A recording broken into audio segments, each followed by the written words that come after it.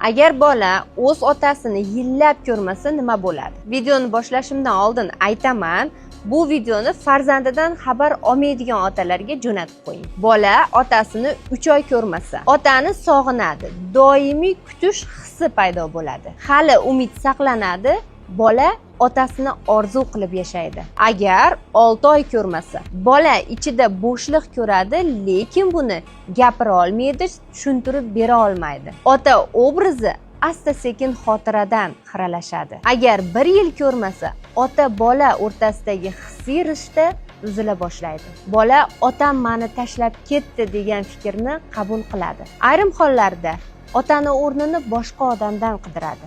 Agar tasavvur qiling, 4 yil ko'rmasa, bola uchun ota umuman begona odamga aylanadi. Bola o'zini to'liq otasiz ulg'aygan his qiladi va oxir-oqibat kelajakda umumiy munosabatlarda va mehrni qabul qilishda katta qiyinchiliklarga duch keladi. Siz nima deb o'ylaysiz?